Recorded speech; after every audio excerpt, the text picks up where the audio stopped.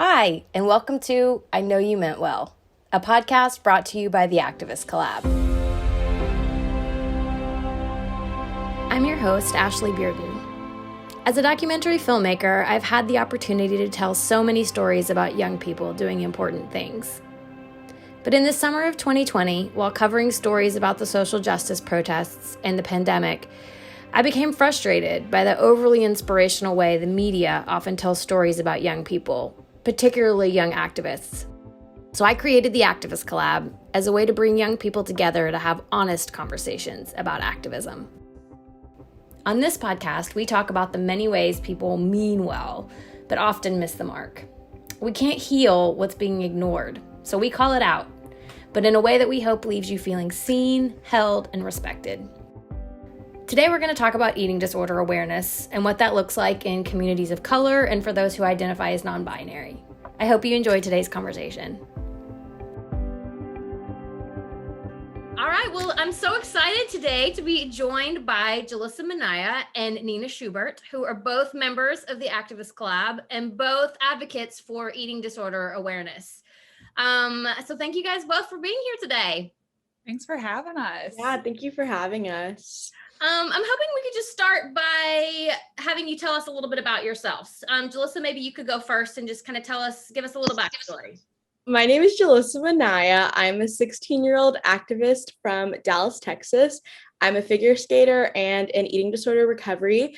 And my activism started around 2020, towards the end of it. And that's when I was introduced to the Activist Collab. Before then, it was just me documenting my recovery on Instagram. So yeah, that's a little bit about me. Great. Nina, can you give us a little bit about you? Yeah, so I'm Nina. I'm 22 years old, and I have been probably advocating about eating disorder recovery for almost, I want to say probably 4 or 5 years now. When I was 15, so in 2014, I had gotten diagnosed with my eating disorder. And I went into treatment. I was doing treatment for like 2 to 3 years pretty consistently. And then when I got out of my last program, when I was 17, I really wanted to start an Instagram, really share my story. In the beginning, it was more for myself to just keep myself accountable and vulnerable. But as time went on, I kind of realized people were listening and people were sharing their own stories. And I really found this amazing community that helped me continue my recovery. And so that was what really inspired me to advocate about eating disorders and to this day continue to advocate. That's great. Thank you guys for both sort of sharing your story, because I know that this comes from such a personal place for both of you. Julissa, can you tell us a little bit about how you started your advocacy work? So I know you were documenting on your own personal Instagram, but can you kind of tell us how that even got started? Yeah, definitely. So it was around March 2020 that I started my account. So right before the pandemic, I was actually on a road trip and I was kind of like contemplating the idea for a few weeks because I was supposed to be going off to treatment. And so I was like, I just want to kind of start writing about like my recovery experience, what going to treatment's like, what recovering in 2020 as a 15-year-old is like, already having knowledge about like the intuitive eating and the health at every size movement. And so I kind of like learned about that and just wanted to continue that. And that's where my account came from. And then the pandemic started, so I couldn't go to treatment. And so my recovery account became like one of the main sources of community for me, especially since I wasn't able to see people and I was connecting with people all around the world. And that was going on for around like 8 or 9 months. And then Ashley from the Activist Collab, Ashley Bearden, actually reached out to me and she asked me if I wanted to be a part of the Activist Collab. And she was just telling me that she didn't know what she was going to do with this yet, but she wanted a group of young activists. And I was like, wait, I'm considered an activist. And so that's kind of how I started considering myself an activist. And then our project launched in January of 2021. And then things just started kind of coming from there. A lot of my posts started getting a lot more likes and comments and just a bigger audience. I was reaching a bigger audience. And then I was speaking at different events and getting contacted by different organizations and things like that. So it was like really cool. And the last like 7 months, I've just seen my account and even my own recovery just continue to grow, which has been really, really cool and something I don't think would have been possible without the activist collab, because I didn't even know I was considered an activist until Ashley contacted me and spoke up about what she saw in me. It's true. You are one of my best finds. Thank you. And Nina, how about you? I mean, it sounds like Julissa's story, you know, creating this account as a way of sort of chronicling your experience actually ended up helping you so much more. Even though you were trying to help other people, it really ended up, sounds like, helping you so much too. And Nina, have you experienced that as well? Yeah, I definitely think that when I first, so for me, it all started with Instagram, as I had just gotten out of a residential treatment program that I had been for a month and a half. And I was kind of like, okay, I really want to, like, I didn't really, I still kind of half believed in recovery. I didn't necessarily want to fully commit to it. I was like, well, I still feel like this isn't 100% real. Like, you can't find true happiness the way people are talking about. And so I had started my Instagram as just kind of a way for me to have a safe space to like kind of vent or just kind of keep myself accountable with just like doing things that I told myself I'd do in recovery.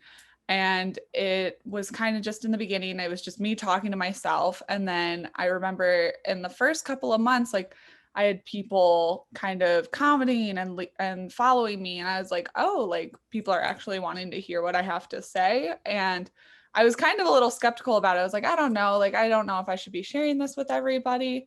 But I think what was really important for me is when I started my recovery, never really felt like there was anyone in that I could follow or talk to or just listen to talk about recovery.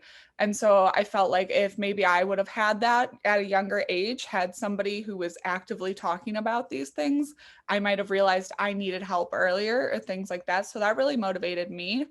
And just some of the responses I got from people, the one that still touches my heart to this day is I had someone from Australia DM me, and they were like, I didn't realize like I had an eating disorder, and kind of your account really helped me realize I need to get help, and I ate today because of you. And I just remember like bawling my eyes out because it was just so powerful for me to know that like I was able to help somebody else in their recovery, and that's like all I ever really wanted.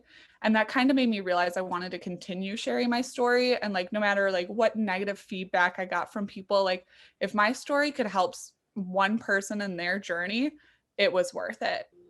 Yeah, I think you guys have both figured, you know, there's so many ways we use social media. And I think that this idea of the recovery accounts that have been created are really, you know, an important, when they're used properly, or really can be so incredibly helpful. You're right, telling the story that we don't always see, the beautiful like edited images, or, you know, it's a little bit more raw and a little bit more real, means a lot more to people, you know? Yeah. I also wanted to see if you guys, I know you're both from kind of very different community backgrounds, and if you could kind of talk a little bit about how your eating disorder and your eating disorder recovery has been seen within your individual communities, and tell us a little bit about what your community is and yeah, how it showed up in each of those. Julissa, why don't you go? Yeah, definitely. So coming from like a mixed race background, and a lot of people describe me as like racially ambiguous. Everywhere I go, everyone's like, "What are you?" And I'm like, "Human." So that kind of thing. There was definitely like a lot of different, I guess, opinions and concepts people had in my own community, and even me growing up in a predominantly white area, and there were so many concepts that people had and ideas that people had in their head about what an eating disorder was and what it looked like. And when they found out like not everyone fits in that box, what is your background? Tell us what your background is. So I am Dominican, Puerto Rican, Black, and German.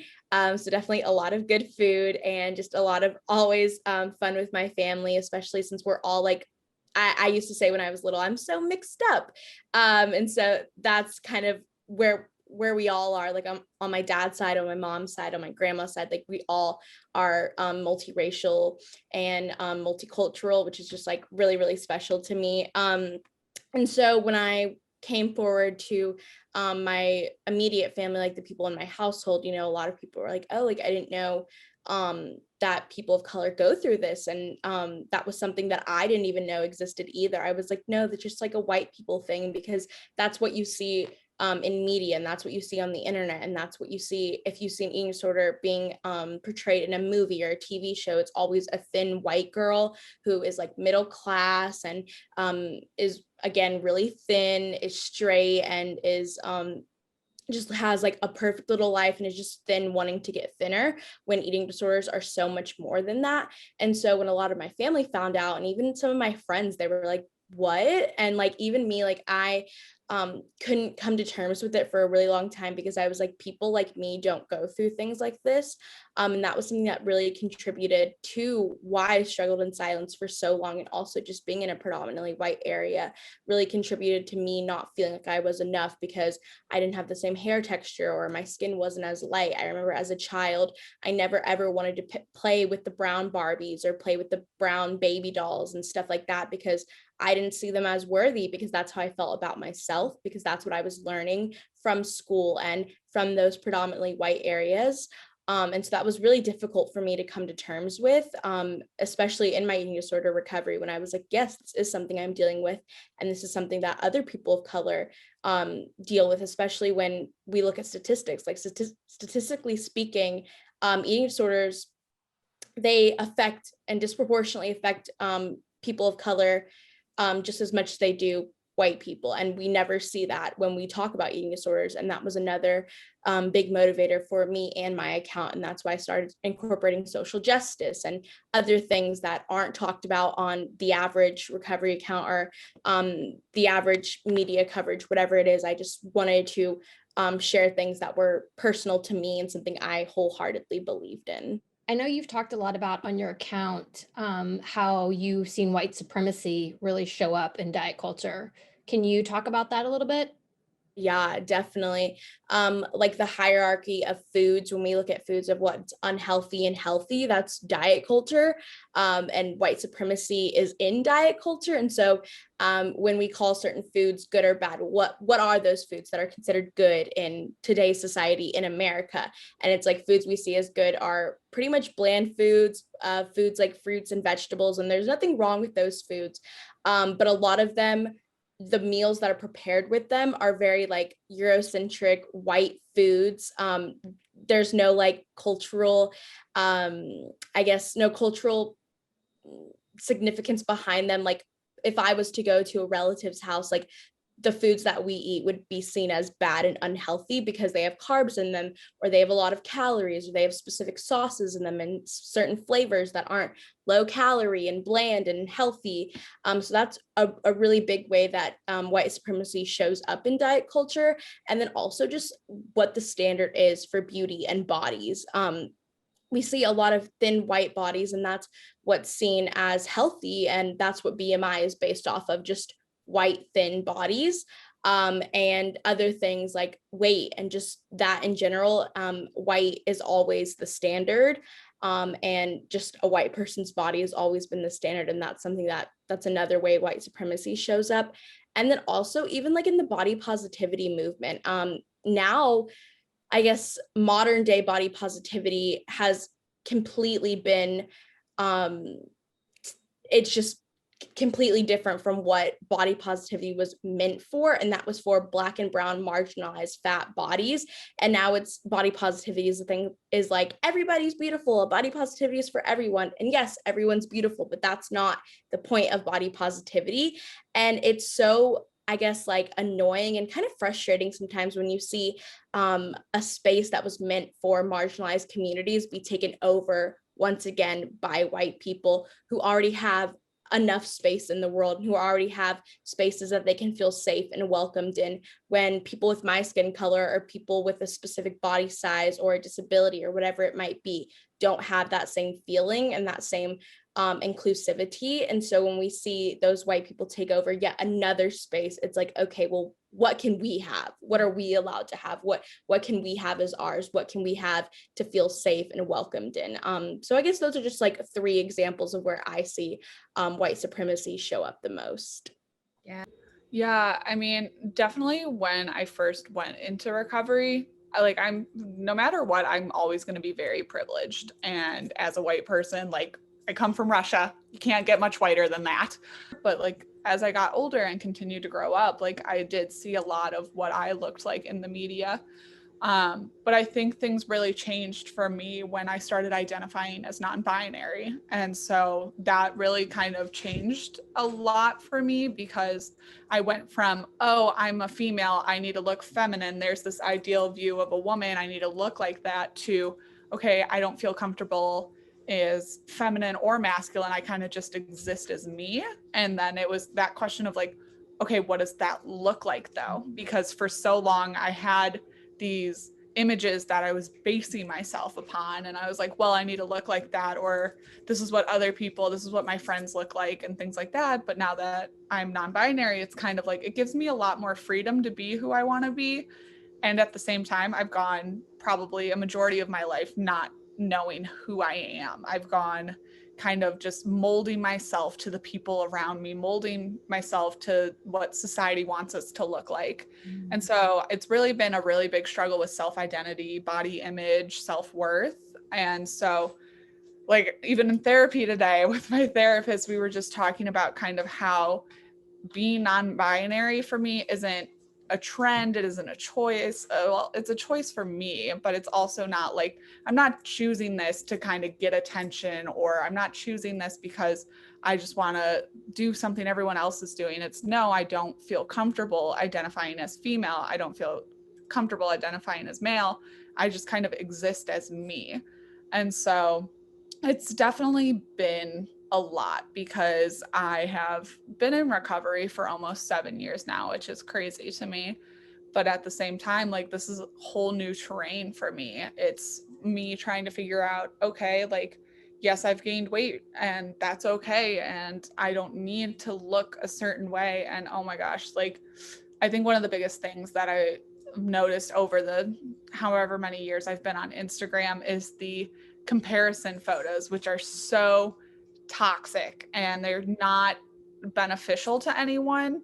And like, whether it's from an eating disorder recovery standpoint, there's also the weight loss ones, like they just aren't beneficial to anyone in the community because there's already so much struggle with comparison.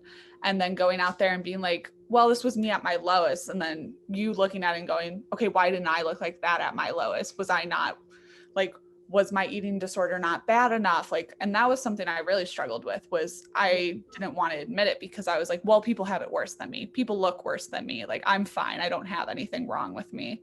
When in reality, eating disorders show up in all shapes and sizes and different ways. It can be male, female, non-binary. It can be based off your race. It doesn't discriminate from different religions. It literally anyone and everyone could get an eating disorder.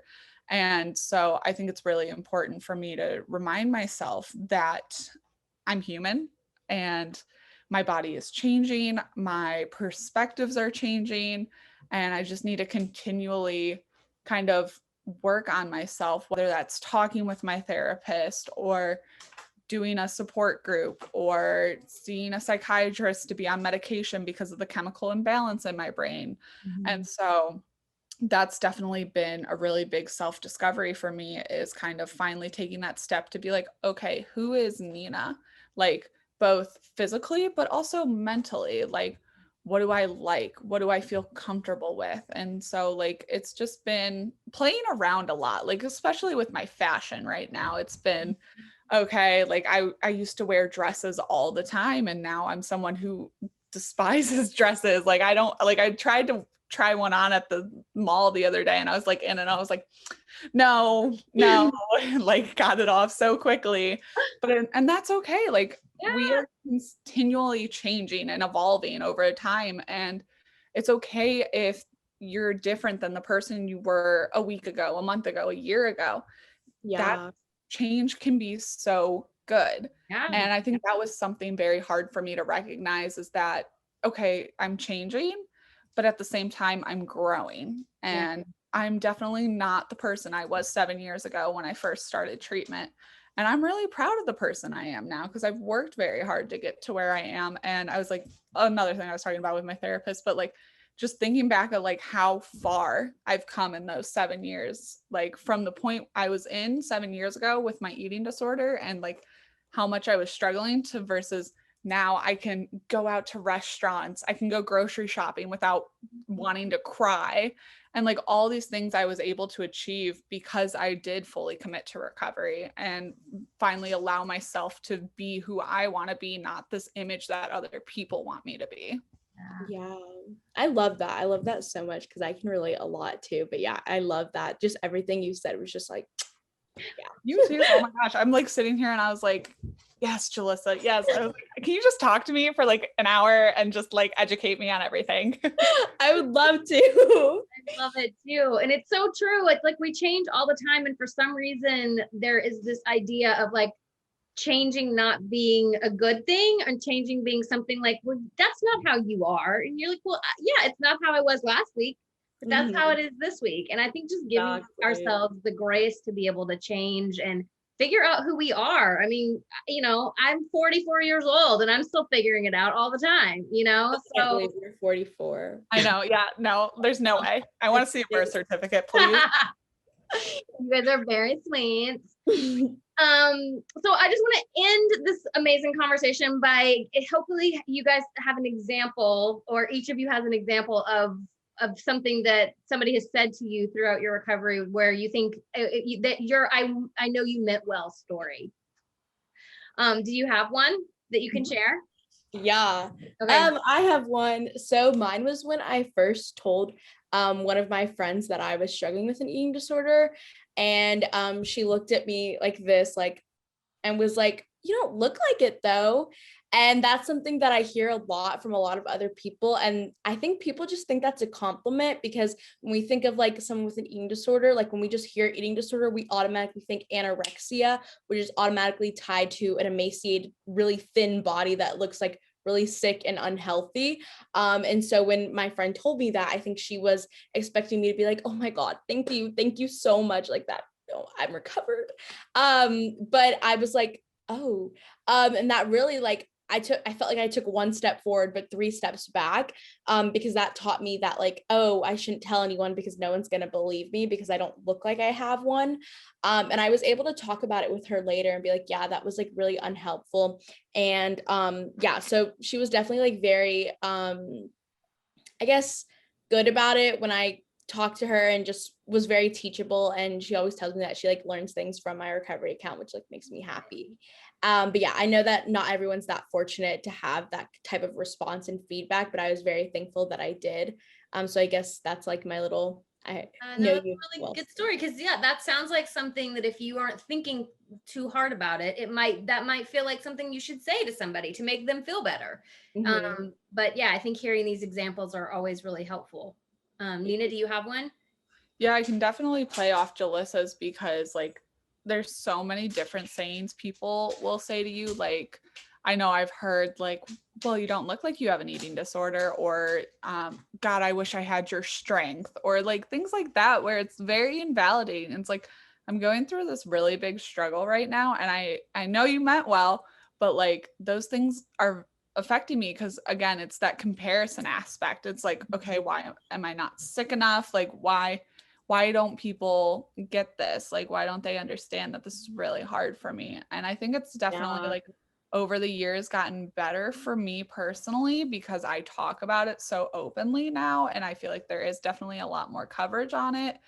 But at the same time, like there's still like, I still have friends who are in recovery who have people tell them every day, well, you should go on a diet, or like so many different things. And it's like, you really got to be careful because you never know what somebody is struggling with, and what you might think is a compliment to somebody could actually be really offensive to them. And especially like also with like if someone has weight loss or like weight gain, like just if it's not something you can fix in 5 seconds, don't say anything about it. So like if it's not like, say they had food in their teeth or something like that, something small, you can comment on that, but like you don't need to comment on somebody's weight or their weight gain or weight loss because you never know what they're going through that could be affecting those. And so I think it's just like really important to remember that remember, like, try to think before you speak, because you never know how that's going to affect somebody. You might think it's a compliment for them and they're going to feel amazing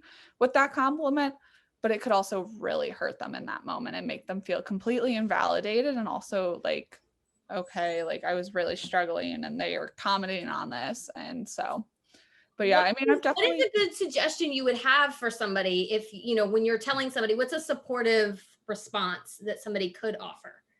Yeah, I mean, I definitely think that, so are we talking about, like, what part are we talking about? I think if like, you were to tell somebody that you had, you know, I wanted to let you know that I'm, you know, I'm going to start treatment for an eating disorder that I've been struggling with, what would be a supportive response to that? Instead of, you don't look like you have an eating disorder. What would be what would have made you feel better in that moment? I definitely think for me personally, it would have been something like, I'm really proud of you for taking that step. Or just kind of really trying to have a validating stance on it. Like, that's a really big and hard step to take. I'm very proud of you. Or if there's anything I can do to help support you in your recovery, please let me know. Or just something where it's like you let the person know you're there for them without having to comment and try to reassure them. It's more like, okay, this is me. I'm here for you. I'm here to support you. And just know that, like, you don't have to go through this alone, and like, let me know if there's anything I can do to help. And like, this doesn't mean you have to go out of your way to like bend backwards to make sure that they're checking in with you every night to tell you what they're eating or things like that. No, it can just be like sending your friends a text message on a day and just be like, hey, I'm thinking of you. I'm really proud of you. Or just something small like that, where like it doesn't necessarily have to be tied to something, but like can just let them know that like you appreciate them, you love them, and you support them. Yeah, definitely. I remember when I had to tell a group of people that I was going off to treatment for a while, and I remember them looking at me and like just telling me that they were thankful that I felt comfortable enough to let them know, because these weren't people that like, it wasn't like my school administration or anyone I like had to tell. I just told them. And I think the words like, I'm thankful that that you felt comfortable enough to let me know, and I'm really proud of you, like that was something that was really, really powerful for me. And that's something I always tell anyone, regardless of what they're struggling with. I let them know that I'm honored that they trust me enough to tell me something like that, because I know that isn't easy. And just like what Nina said, just always telling them you're proud of them, and even just shooting them a little text, or like randomly FaceTiming them one day, whatever it is, and just letting them know you're thinking about them and that you're proud of them is really, really powerful and can be so helpful. Yeah. I think we ended it on a positive note. I like to do that. I feel like we call people out a lot on the podcast, but I also think it's good to provide alternatives to things that you could be saying instead. So thank you both for that.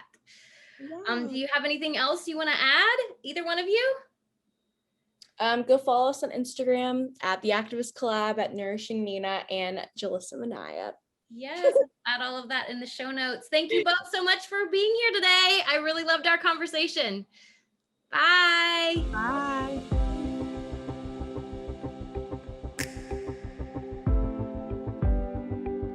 Thank you for joining us today. To find out more about The Activist Collab, you can follow us on Instagram at The Activist Collab or online at theactivistcollab.com. New episodes of I Know You Meant Well will be coming out every Thursday, so we'll talk to you next week.